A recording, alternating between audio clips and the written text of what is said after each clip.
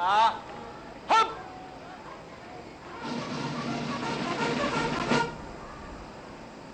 قدم سلاح. هج.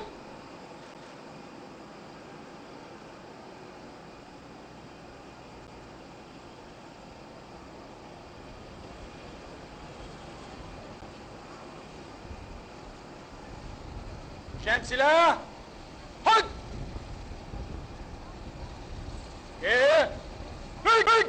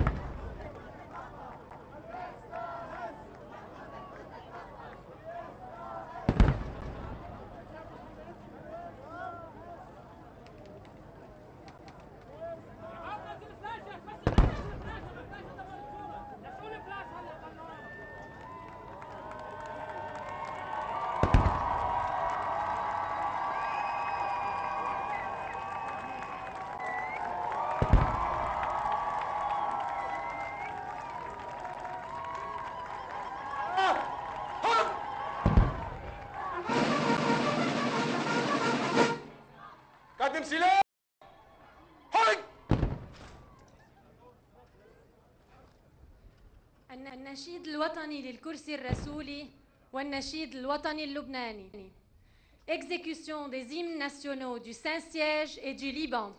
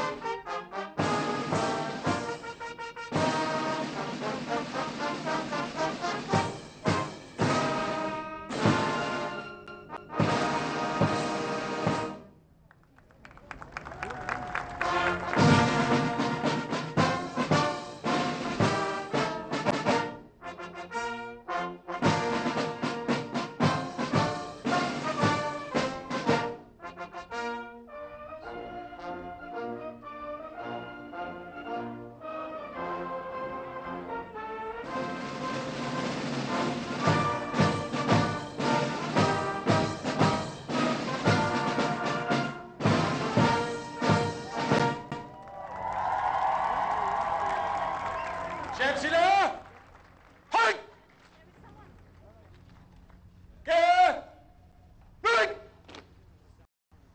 كلمة فخامة رئيس الجمهورية العماد ميشيل سليمان. Allocution de son Excellence le Président de la République libanaise, le général Michel Sleiman. قداسة الحبر الأعظم، تأتون إلينا كخليفة للقديس بطرس أول الأحبار، وعلى خطى سلفكم الكبير الطوباوي يوحنا بولس الثاني، في زيارة رسمية ورسولية ملؤها الرجاء والأمل. لقد ارتبط الكرسي الرسولي ولبنان بعلاقة تاريخية متواصلة، ولقي منه على الدوام دعما وتقديرا لموقعه ولدوره في بناء حضارة قائمة على التلاقي والتسامح والخير. واليوم إذ تستقبلكم العائلة اللبنانية بجميع مكوناتها وطوائفها، فإنها ترحب بقداستكم بعرفان الجميل والشكر لمحبتكم الخالصة للبنان، وقد وصفتموه بالكنز الغالي بالنظر إلى تنوعه وتعدديته وعيشه المشترك المتفاعل. لقد شئتم من زيارتكم للبنان أن تعلنوا للعالم أجمع مدى أهمية وطننا كنموذج ومثال في تنوعه ووحدته، وعلى الرغم من حجم المخاطر والصعاب، ولتؤكدوا مدى أهمية الوجود المشترك المسيحي والمسلم من أجل الحفاظ على دعوة لبنان التاريخية، خصوصاً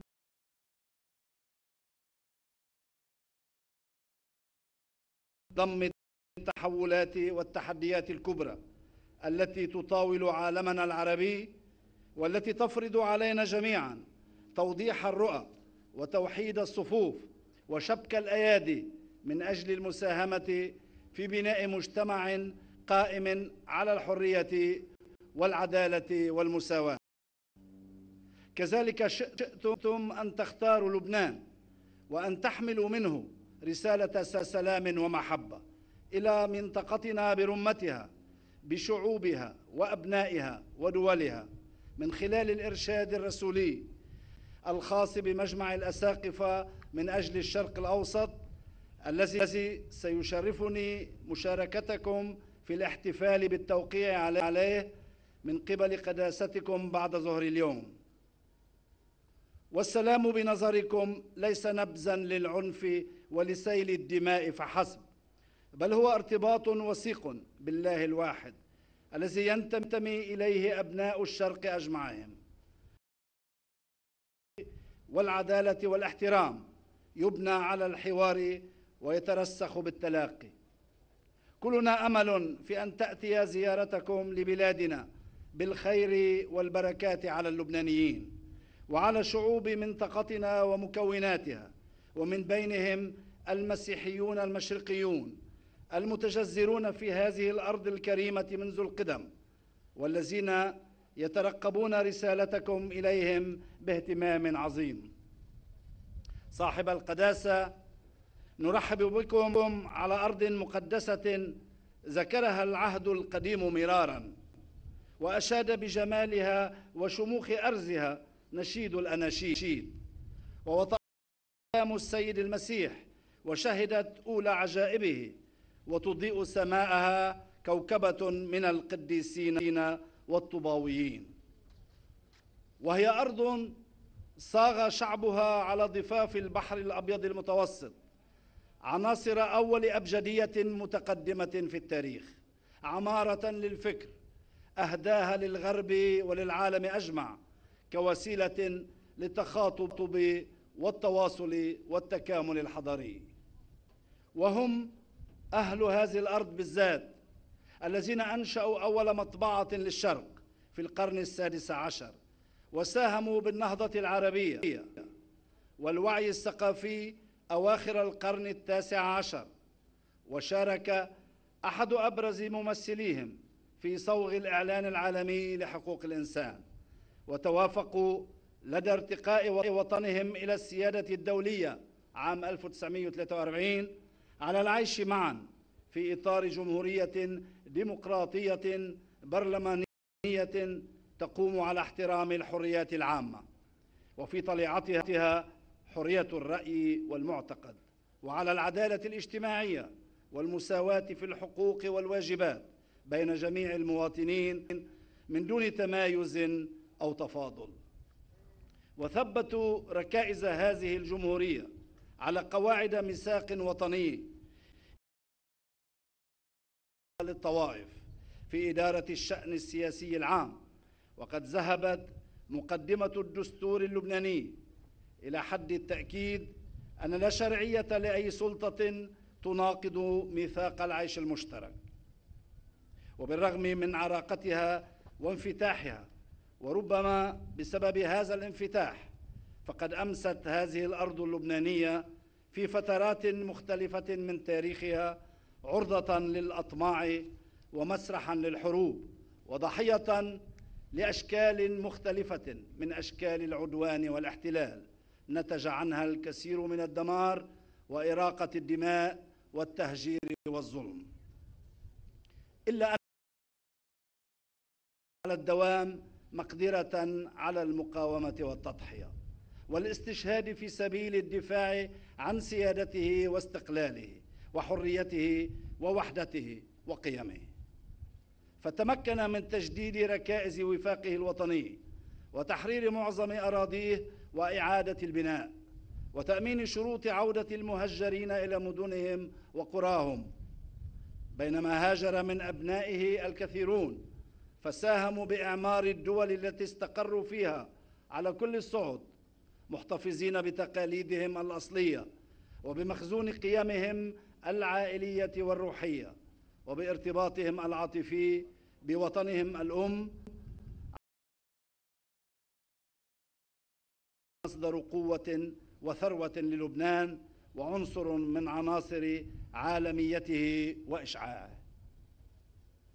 ومن تداعيات الظلم الذي حل في فلسطين عام 1948 ومظاهره وجود أكثر من 400,000 لاجئ فلسطيني على الأرض اللبنانية، والعديد منهم هنا في هذا الجوار. تسعى الدولة بالتنسيق مع وكالة الأونروا لتأمين احتياجاتهم الحياتية الأساسية من ضمن القدرات وهي مناسبة للتذكير بأن رعاية شؤون اللاجئين الفلسطينيين على الصعيد الإنساني مسؤولية دولية قبل كل سياسي عادل لقضيتهم ولقضية الشرق الأوسط يضمن حقهم الطبيعي في العودة إلى أرضهم وديارهم الأصلية، ويحول دون أي شكل من أشكال توطينهم في لبنان وفقا لمندرجات المبادرة العربية للسلام ولما ينص عليه الدستور اللبناني وما تقتضيه مستلزمات وفاقنا الوطني. قداسة الحبر الأعظم، تتزامن زيارتكم لديارنا اعتبارا من اليوم مع احتفال الكنيسة ولبنان بعيد الصليب بما يرمز إليه من تضحية مطلقة بالذات وروح تواضع.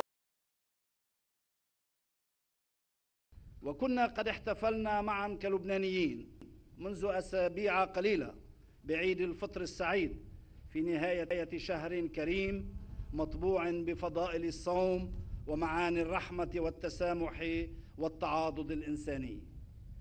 فلتكن زيارتكم لأرض الشهادة والشراكة والحوار التي يجسدها وطن الأرز تجلي نور وبهاء لوطننا ولمنطقتنا. به نجدد مع قداستكم عهد وفاء لبنان لذاته والشهادة لقيمه المتجذرة في الإيمان. عشتم، عاش الكرسي الرسولي، عاش لبنان.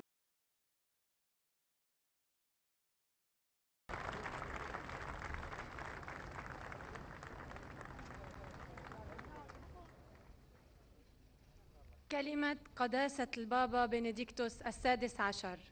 Allocution de sa sainteté, le pape Benoît XVI.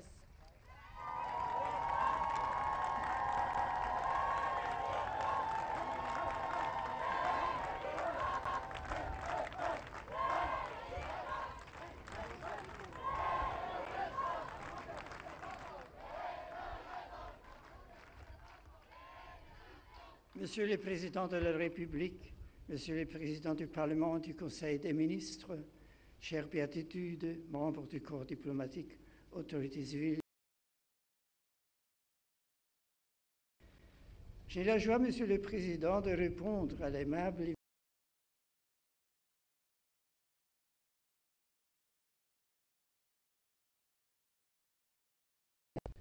Cette double invitation manifeste, si nécessaire, le double but de ma visite dans votre pays. Elle souligne l'excellence des relations qui existent depuis toujours entre le Lubin et le Saint-Siège.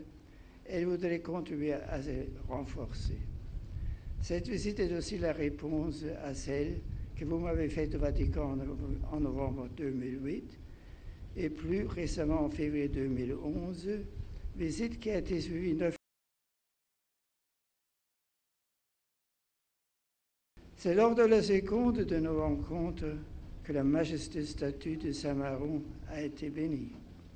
Sa présence silencieuse au chevet de la basilique Saint-Pierre rappelle de manière permanente le Liban sur le lieu même où l'apôtre Pierre a été enseveli.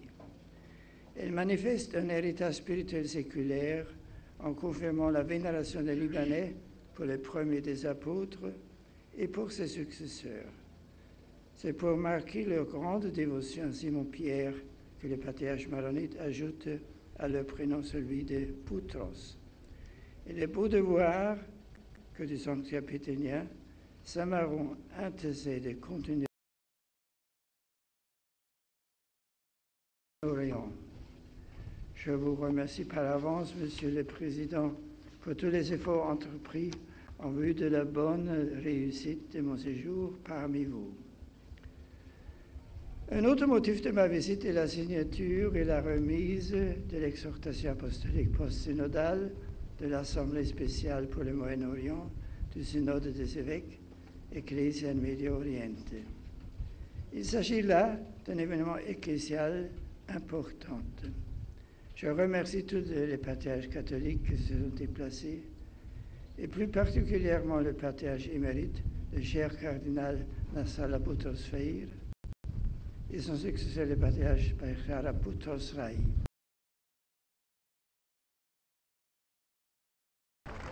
Je salue fraternellement tous les évêques du Liban, ainsi que ceux qui ont voyagé pour prier avec moi et recevoir des mêmes âmes du pape ce document. À travers eux, je salue paternellement tous les chrétiens du Moyen-Orient, destinés à l'ensemble du monde. L'exhortation se propose d'être pour eux une feuille de route pour les années à venir. Je me réjouis également de pouvoir rencontrer durant ces jours-ci, de nombreuses représentants des communautés catholiques de votre pays, de pouvoir célébrer et prier ensemble. Leur présence, leur engagement et leur témoignage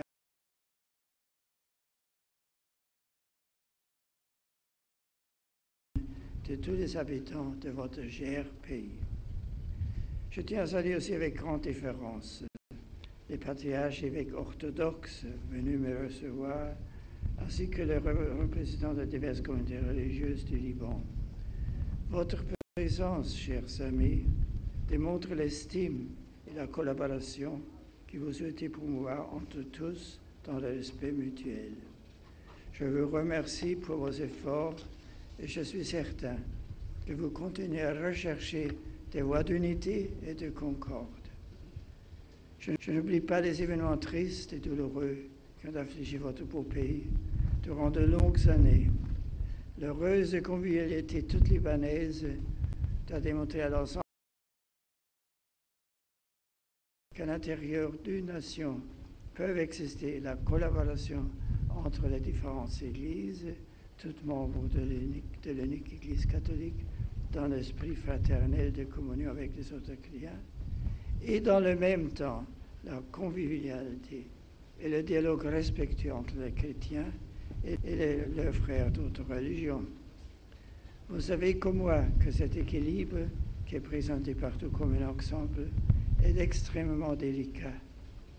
Il menace parfois de se rompre lorsqu'il est tendu comme un arc, ou en milieu à des pressions qui sont trop souvent partisanes, ou intéressées, contraires, étrangères à l'harmonie, à la douceur libanaise. Réelle modération et de grande sagesse. Et la raison doit prévaloir sur la passion unilatérale pour favoriser le bien commun de tous. Le grand roi Salomon, qui connaissait Hiram, le roi de Tyr, n'a-t-il pas jugé que la sagesse était la vertu suprême? C'est pourquoi il a demandé à Dieu instamment, et Dieu lui donna un cœur sage et intelligent. Je vois bien aussi pour dire combien est importante la présence de Dieu dans la vie de chacun et combien la façon de vivre ensemble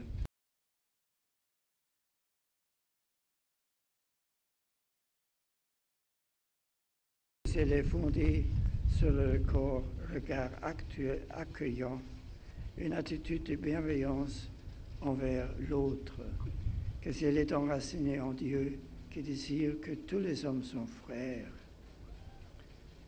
Le fameux équilibre libanais, qui veut continuer à être une réalité, peut se prolonger grâce à la bonne volonté, à l'engagement de tous les Libanais.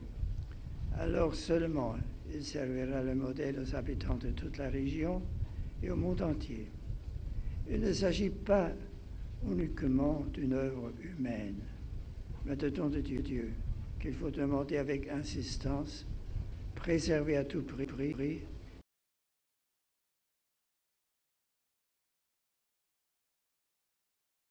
de pierre sont historiques et profondes. Monsieur le Président, chers amis, je viens au Liban comme un pèlerin de paix, comme un ami de Dieu et comme un ami des hommes. Salam et otikum. Je vous donne la paix, dit le Christ.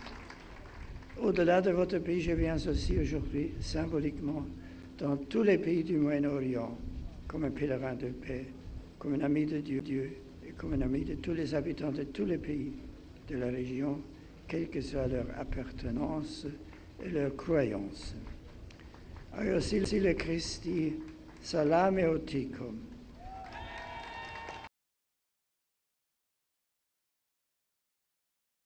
Dans ma prière, je demande à Dieu de vous accompagner et de vous soulager. Je puis vous assurer que je prie particulièrement pour tous ceux qui souffrent dans cette région. Ils sont nombreux. La statue de Saint-Maron me rappelle ce que vous vivez et endurez. Monsieur le Président, je sais que votre pays me prépare un bel accueil, je le vois, un accueil chaleureux, l'accueil que l'on réserve à un frère aimé et respecté. Je sais que votre pays veut être digne de l'Ahlan wa Sahlan libanais. Il est déjà et sera dorénavant encore plus. Je suis heureux d'être Rabbi Jamia Cohen. Merci.